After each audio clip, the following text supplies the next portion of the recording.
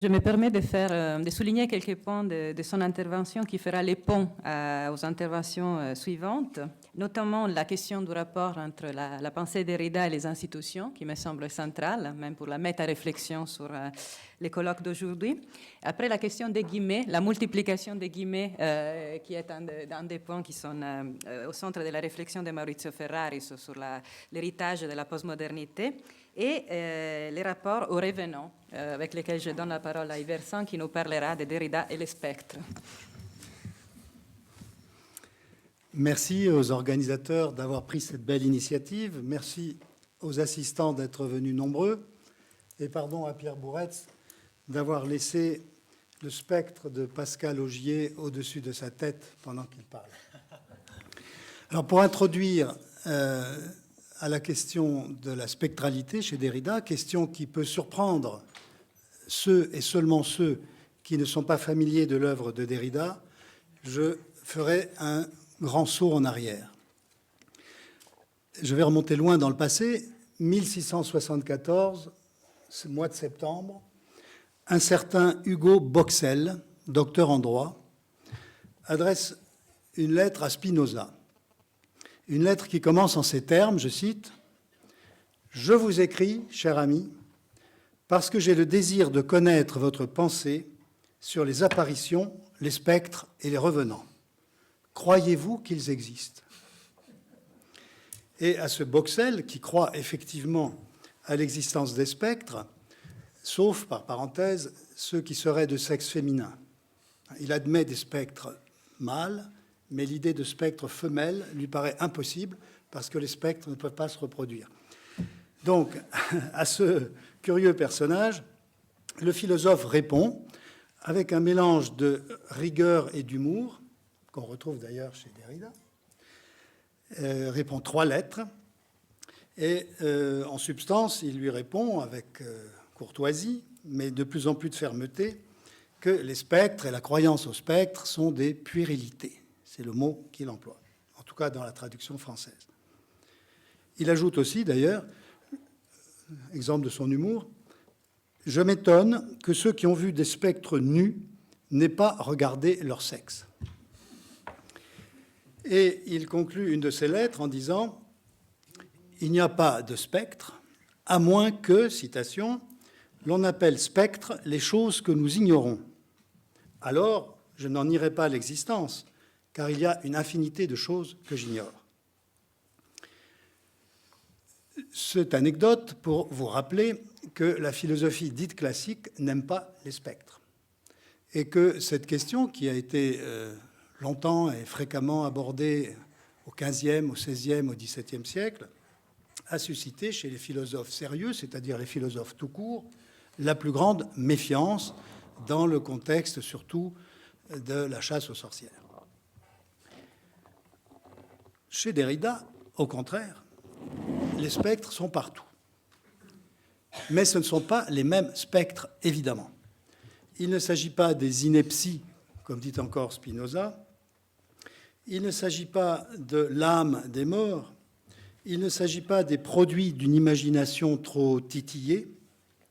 Il s'agit, pour Derrida, d'un concept, voisin et différent, d'ailleurs, on n'entrera pas dans les distinctions de celui de fantôme et de revenant, d'un concept essentiel non seulement à la déconstruction, mais aussi à la question qui nous intéresse ici, dans cette journée ou table ronde, c'est-à-dire celle de la relation possible ou manquée avec les sciences sociales.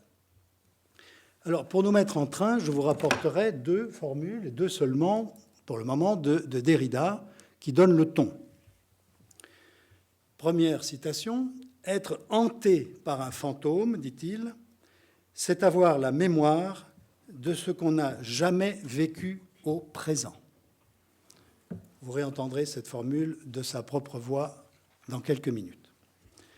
Deuxième formule, plus dense, plus percutante, plus assertive, « L'avenir appartient aux fantômes. »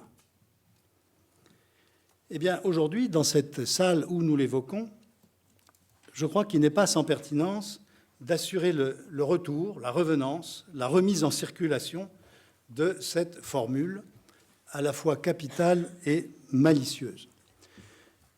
Et toujours pour nous mettre en train, je voudrais prendre sur mon temps de parole, 30 minutes moins 5, prendre sur mon temps de parole quelques minutes d'images mouvantes, comme dirait Sophie Isabelle Dufour, au cours desquelles vous verrez le spectre de Derrida parlant des spectres.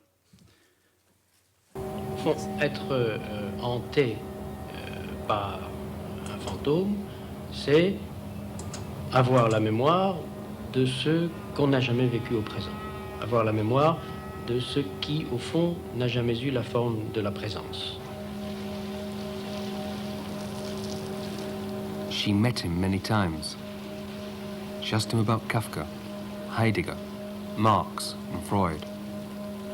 But when she left, she was never sure who she'd been speaking to. She was left with an afterimage that seemed to be drawing her own phantoms out of herself.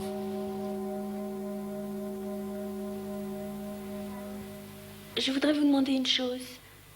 Est-ce que vous croyez aux fantômes? Je ne sais pas, c'est une question difficile. Est-ce qu'on demande d'abord à un fantôme s'il croit aux fantômes? Ici, le fantôme, c'est moi.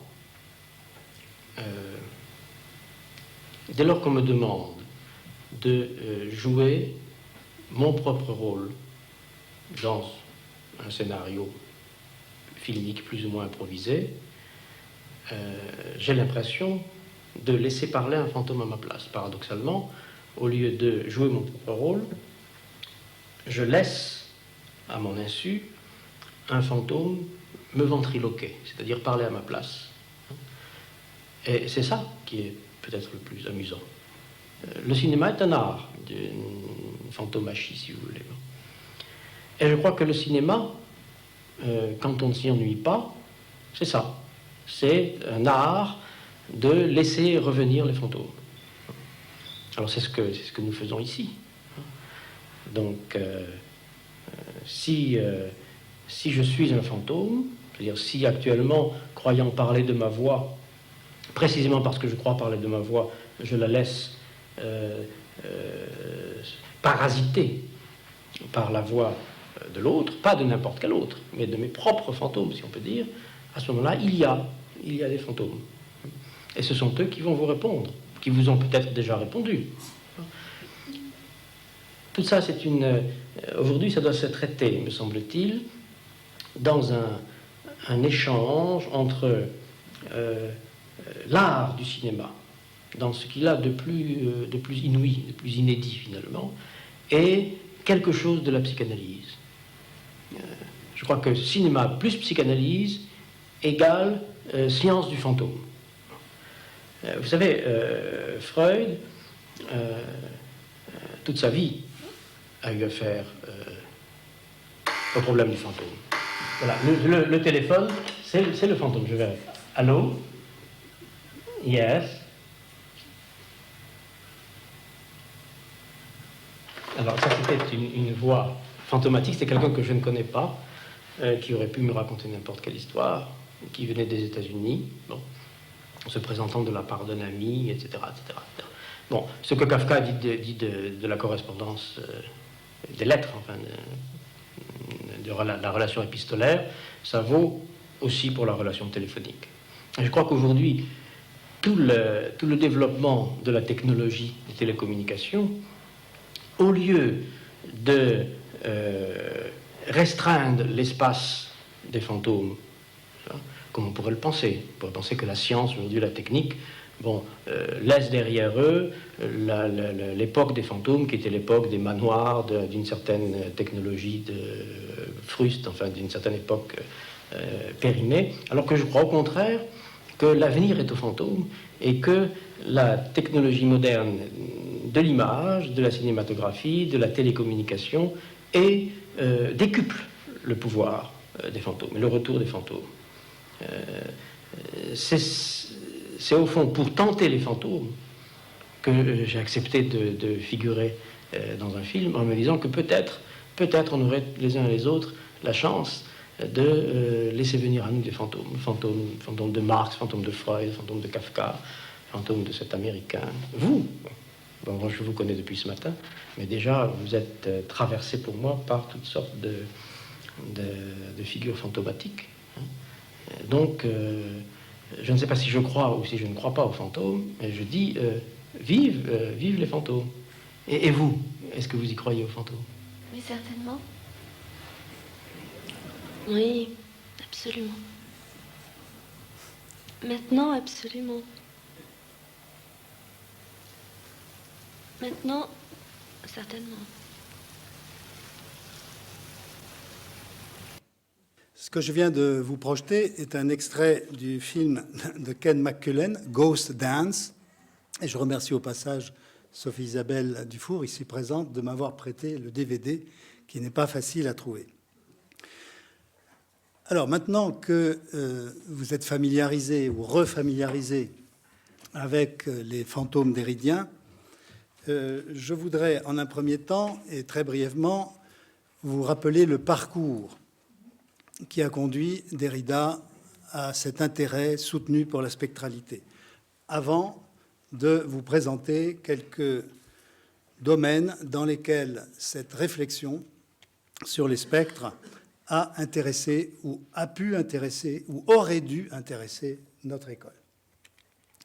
D'abord, quelques mots sur le parcours, en soulignant bien fort, une fois de plus, que autant et plus que l'œuvre de Marx, que Derrida a travaillé de manière si troublante, la sienne propre est parcourue par un défilé de puissance spectrale, exemplairement réceptive qu'elle est à ce qui n'est plus ou à ce qui n'est pas encore. Elle est hantée par le fantomal. Sans doute parce que spectres, fantômes, revenants, que je ne distingue pas ici, sont autant de figures qui ont en commun d'être insaisissables par l'ontologie, qui ne sont ni présentes ni absentes et pas davantage prises dans une dialectique hegelienne de la présence et de l'absence. Elles échappent à toute philosophie du sujet. C'est pourquoi elles intéressent tant Derrida. Et c'est pourquoi elles jouent un tel rôle dans l'écriture déconstructrice. À ce propos, je souligne aux futurs doctorants, aux actuels même, qu'il serait fort intéressant d'écrire une histoire du fantôme philosophique. C'est chez toi, Maurizio, qu'il faudrait faire ça. Transformer ton ontologie en anthologie. Une histoire du fantôme philosophique qui irait du démon de Socrate, par exemple, en passant par la vision nocturne de Boès jusqu'à Derrida. En tout cas, ici, je me borne à retracer, comme je vous l'ai annoncé, quelques étapes et à présenter quelques-uns des spectres derridiens. Le défilé commence, me semble-t-il, d'après la petite enquête que j'ai pu faire, dès 1971, dans La mythologie blanche, le long article intitulé La mythologie blanche, où, discrètement, sournoisement, un fantôme apparaît dans une note infrapaginale. La crypte, déjà. La place des fantômes, c'est les notes infrapaginales. Il s'agit, pour Derrida, de commenter un texte d'Anatole France intitulé « De l'entretien que j'eus cette nuit avec un fantôme sur les origines de l'alphabet ». Texte extraordinaire et commentaire non moins extraordinaire de la part de Derrida, qui lui fournit l'occasion d'une déconstruction, justement, qui fait apparaître les oppositions sur quoi repose la métaphysique elle-même, là, en italique, entre le propre et le figuré, entre la métaphore et la métonymie, entre le sensible et le non-sensible. Donc, dès 1971, face à cette conception métaphysique de la métaphore, se dressait un fantôme déconstructeur. Et par la suite, chacun de nous a pu constater, dans les œuvres successives et si abondantes de Derrida, un véritable envahissement fantomal. Grandes étapes, les spectres de Marx, 1993, les échographies de la télévision, 1996.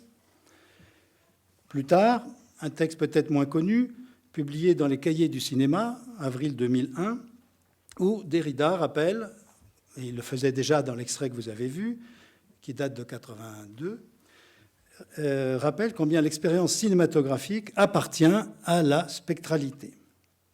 Il y a une spectralité première du cinéma. Et à ce discours sur les spectres, du cinéma, s'est ajouté, s'est mêlé dans le travail de Derrida un discours dans le cinéma, à l'intérieur même du cinéma, dont je vous ai donné un exemple, puis dans la vidéo. Et là encore, quelques jalons, 3 jalons. En 1982, le philosophe apparaît comme un fantôme, celui-là même que vous avez vu dans le film de Ken Macmillan, avec Pascal Augier. En 87, il était alors déjà à l'école, cette école, je veux dire, alors que dans le film que vous avez vu, son bureau est celui de l'école normale supérieure. Dans notre école, donc en 87, il joue dans une installation vidéo de Gary Hill, Disturbance Amongst the Jars. Et enfin, en 1998-99, le voilà acteur, jouant un acteur qui joue son rôle, dans un film signé de Safa Fati, d'ailleurs Derrida, sur le bord duquel il a écrit avec elle « Tourner les mots ». Et je cite Derrida à ce propos, « Il n'y a que des revenants dans le film, ils sortent tous de leur tombe, et l'acteur paraît intarissable à ce sujet. Au fond, il ne parle que de la mort, et de passé, et de mémoire, et d'archives, et de derniers moments, et de survie, et d'héritage. » Voilà le parcours brièvement rappelé. Maintenant, en ce qui concerne notre école, en quoi ce travail sur la spectralité, tellement diversifié et tellement crucial, a-t-il pu intéresser le 54 boulevard Raspail et le 105 boulevard Raspail, puisque le 190, hélas, échappe à l'enquête. Eh bien, de ces spectres derridiens, je dirais sommairement qu'ils ont cheminé, ou auraient pu cheminer, sur 4 voies qui intéressent nos collègues et qui m'ont intéressé moi-même. D'une part, bien sûr, en direction de l'image, de la question de l'image, qui, Dieu merci, ou Derrida merci, ou beaucoup d'autres merci, fait l'objet de nombreuses enquêtes dans cet établissement. En direction de l'image, qui est fréquentée moins par des revenants que par des spectres et des fantômes, surtout depuis les télétechnologies qui suscitent tant de fantomales. Et dans cette direction, des relations qui devraient être étudiées de plus près, à mon sens, qu'il faudrait peut-être chercher dans des notes infrapaginales, pourraient être examinées entre le jeune puis moins jeune Georges Didier Berman et Derrida. D'autre part, deuxième direction, mais celle-là n'a pas, à mon sens, été bien suivie, la question de la spectralité demeure indissociable de la question de l'historicité et des études historiques. La question de et de la politique et de la politologie. La spectralité derridienne est indissociable de la réflexion sur un éventuel retour du pire, du nazisme, si vous voulez. Et plus généralement, sans revenance, sans possibilité de revenance, il ne pourrait pas y avoir de mémoire. Question qu'assez peu d'historiens dans notre école, Jean-Claude Schmitt faisant exception, semblent avoir creusé.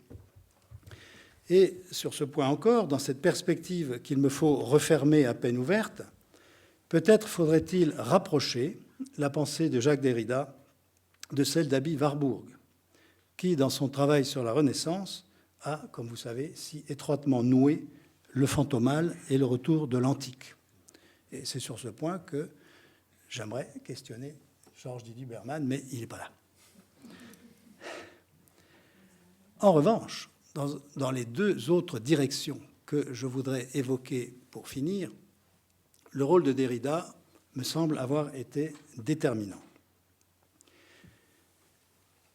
D'une part, en ce qui concerne la question qui est pour lui, Derrida, centrale et qui a amené Maurizio Ferraris, ici présent, à créer une journée d'études spécifique, la question de la justice et du droit. C'est peut-être sur la question de la justice et du droit que Derrida a le plus creusé, si j'ose dire, la question du spectral.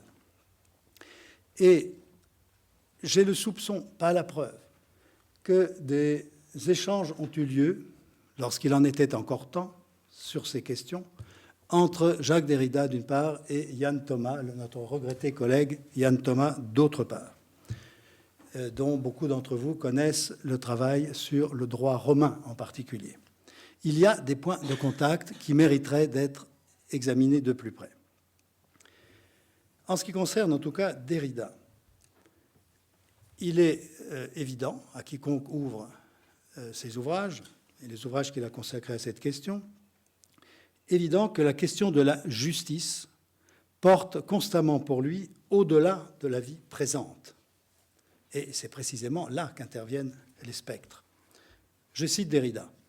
« Si je m'apprête, dit-il, à parler longuement de fantômes, d'héritage et de génération de fantômes, c'est-à-dire de certains autres qui ne sont pas présents, ni présentement vivants, ni à nous, ni en nous, ni hors de nous, c'est au nom de la justice.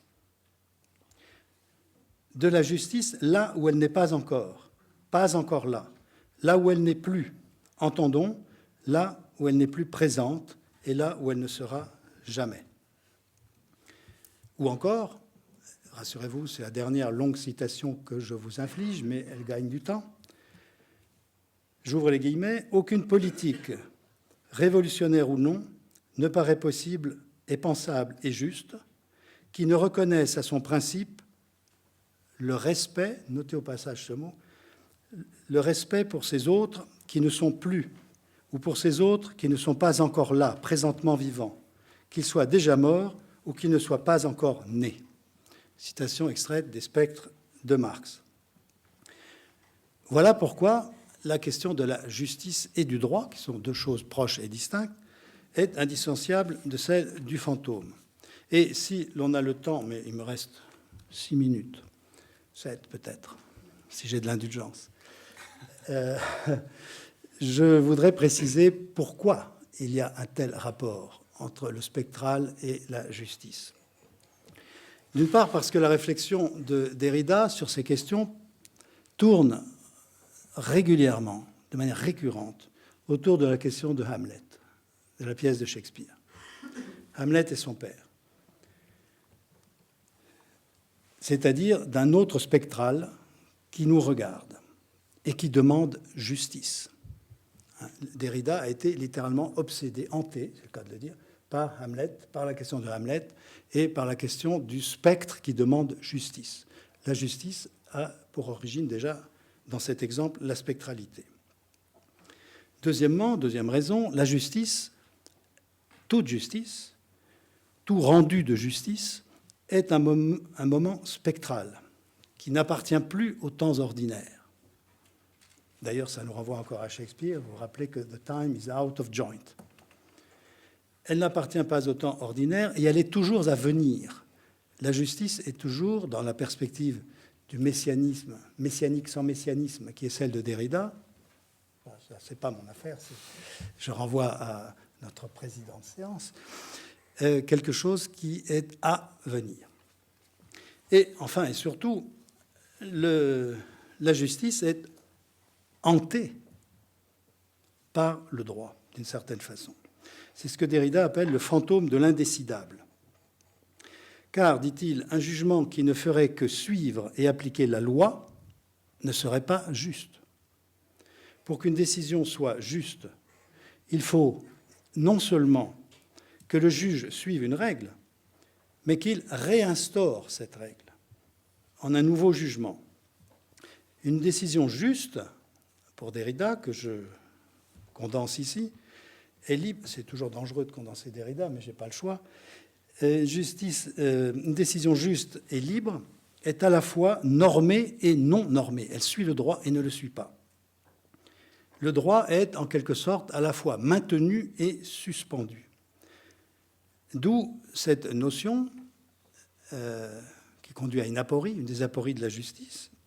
Seules les apories méritent d'être pensées. D'où cette aporie que Derrida appelle le fantôme de l'indécidable, et que vous allez comprendre, si ce n'est déjà fait, assez aisément, car ou bien une décision n'a pas suivi le droit et la norme, auquel cas elle est injuste, ou bien elle a suivi le droit un droit sans fondement, sans attention à la singularité du cas, et elle est, de rechef, injuste. Ou bien, encore, elle a suivi le droit sans se soucier de ce qu'il y avait de spécifique dans la personne, dans le cas de la personne à juger, et de rechef, on retombe dans l'injustice. Si bien que l'expérience de l'indécidable ne passe jamais, n'est jamais passée. L'indécidable revient comme un fantôme et déconstruit de l'intérieur toute norme qui nous assurerait de la justice de la décision. Vous voyez que nous sommes en pleine aporie et aussi en pleine fantomalité ou spectralité. Donc toute réflexion sur le droit, et à l'école se sont développées, comme beaucoup d'entre vous le savent bien, des études grâce à Yann Thomas, des études très approfondies sur cette question, eh bien ces études ont en partie, me semble-t-il, profité et pourraient encore profiter bien davantage de l'approche et des suggestions et des concepts dérydiens. Il est une quatrième dimension, la dernière que j'évoquerai, et qui est plus méconnue des dérydiens peut-être, et même méconnue au sein de notre école. Il s'agit des études sur la traduction. Vous voyez, si je récapitule, ça fait pas mal. Les études sur l'image, les études historiques qui auraient dû profiter davantage, l'anthropologie, on en parlera tout à l'heure comme peut-être d'un rendez-vous manqué, la question du droit, bien entendu, et la question de la traduction.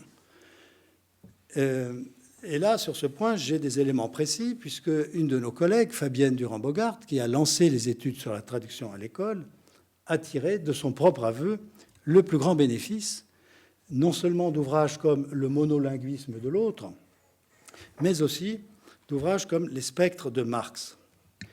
Car dans la traduction se pose aussi la question de la spectralité. Toute traduction est imparfaite, banalité, mais elle est dynamique. Et sa dynamique est celle de la circulation.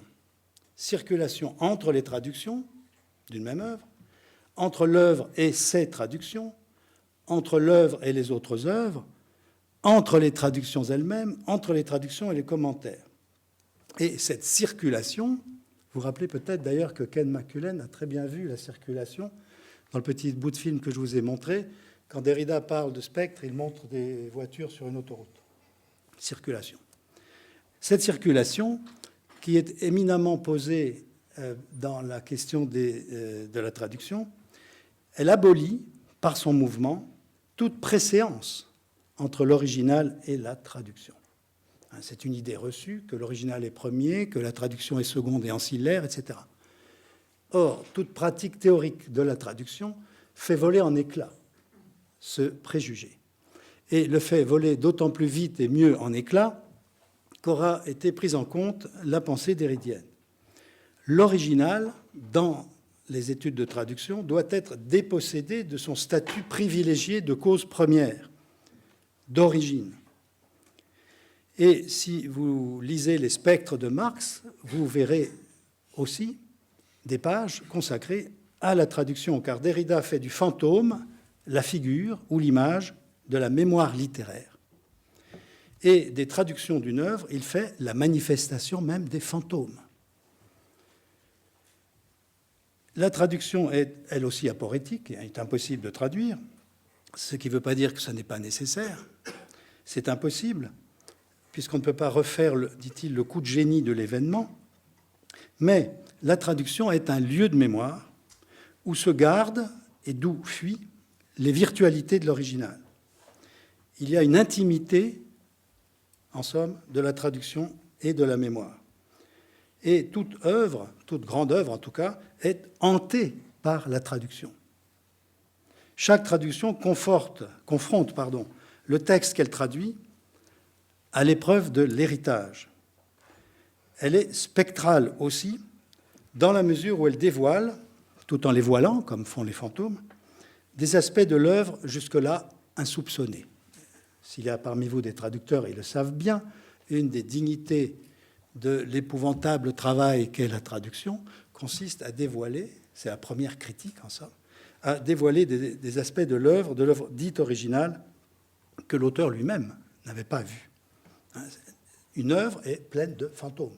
Et la traduction révèle ces fantômes en étant elle-même hantée à son tour et réciproquement par l'original. Sans parler du fait que toute traduction laisse une trace, la trace d'un rapport historique entre les langues. Et le rapport entre le spectre et la trace est tout à fait sensible chez Derrida. 30 secondes pour conclure et j'aurai respecté mon contrat sous l'œil sévère de ma voisine. Nous n'accueillons les spectres spontanément, nous les accueillons, formés que nous sommes à l'école républicaine et rationaliste, nous ne les accueillons que pour les chasser et les conjurer, comme Spinoza le faisait dans ma citation initiale. Or, Derrida, qui associe le thème du spectre et du fantôme à celui de la trace, nous enseigne au contraire, et il a même enseigné dans cette école, moi par exemple, nous enseigne à vivre avec eux. Et la société contemporaine, hyperchargée comme elle est de technologies nouvelles, fantomatiques et productrices de spectralité nouvelle, ne fait que nous y inviter davantage. Derrida nous invite à laisser au spectre une place où s'inscrivent et où s'inscriront la justice, l'amitié elle-même, l'amitié des politiques de l'amitié, et les œuvres dites d'art. Conclusion très brève, respect pour les spectres. Et d'ailleurs, comme il n'a pas échappé à Derrida, respect et spectre sont en relation anagrammatique. Merci.